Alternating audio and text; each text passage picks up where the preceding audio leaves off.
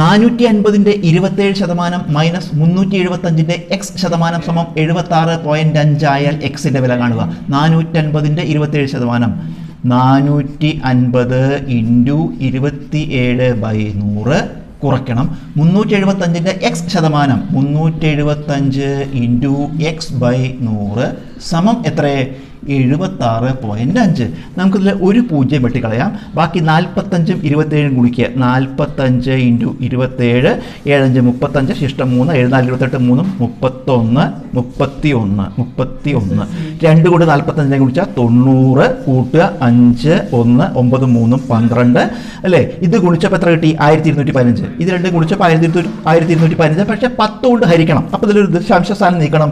121.5 എന്ന് കിട്ടി. മൈനസ് ഇതോ 100 കൊണ്ട് ഹരിക്കുമ്പോൾ 2 ദശാംശ സ്ഥാനം നീക്കിയാൽ മതി. 100 കൊണ്ട് ഹരിക്കുമ്പോൾ 2 സ്ഥാനം നീക്കുക. എന്ത് വരും? 3.75 x സമം വലതുവശം 76.5. ഇതൊരു ഇക്വേഷനാണ്, ഒരു സമവാക്യമാണ്. ഇത് നമുക്ക് എക്സ് എന്ന ചരം കാണണം. ഈ ചരം ഈ ഇടതുവശത്താണ് കിടക്കുന്നത്. പക്ഷേ ഇടതുവശത്ത് ഇതിൻ്റെ കൂടെ വേറൊരു സംഖ്യയുണ്ട്. അപ്പോൾ ഒരു ഇക്വേഷൻ സോൾവ് ചെയ്യുമ്പോൾ എപ്പോഴും വേരിയബിൾ ഒരു ഭാഗത്തും സംഖ്യ മറുഭാഗത്തും. ഒരു ഇക്വേഷൻ സോൾവ് ചെയ്യുമ്പോൾ ചരം ഒരു ഭാഗത്ത്, സംഖ്യകൾ മറുഭാഗത്ത്. അപ്പോൾ നമുക്ക് ഇത് മാത്രം ഇവിടെ എഴുതുക. എന്താണ്? നെഗറ്റീവ് എത്രയാണ്? 3.75. 3.75. ഇത് 3.75 ആണ്. 3.75. 3.75 എക്സ് സമം ഇപ്പുറത്ത് എന്തുണ്ട്? 76.5. ഇത് പോസിറ്റീവ് അങ്ങനെ എടുക്കുമ്പോൾ മൈനസ് 121.5.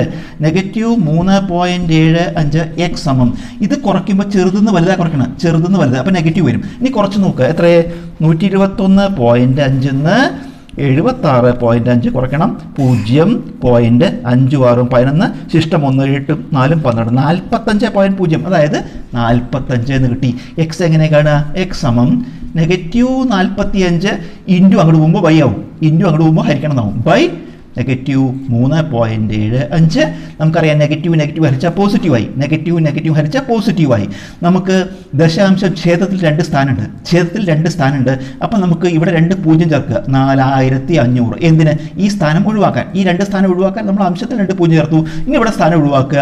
375. നമുക്ക് 25 കൊണ്ട് പിടിച്ചെടുക്കാം. 25 കൊണ്ട് പിടിച്ചെടുക്കുമ്പോൾ ഇവിടെ 18 പ്രാവശ്യം പോവും. 450-ൽ 25 18 പ്രാവശ്യം പോവും. ഒരു 0 വരും. 25 കൊണ്ട് പിടിച്ചെടുക്കി. ബൈ ഇവിടെ 25 കൊണ്ട് പിടിച്ചെടുക്കുമ്പോൾ എത്ര വരും?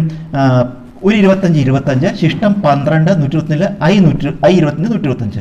ഇനി 150/12 എന്ന് 15 പറയുമ്പോൾ 12 15 150. ഉത്തരം 12.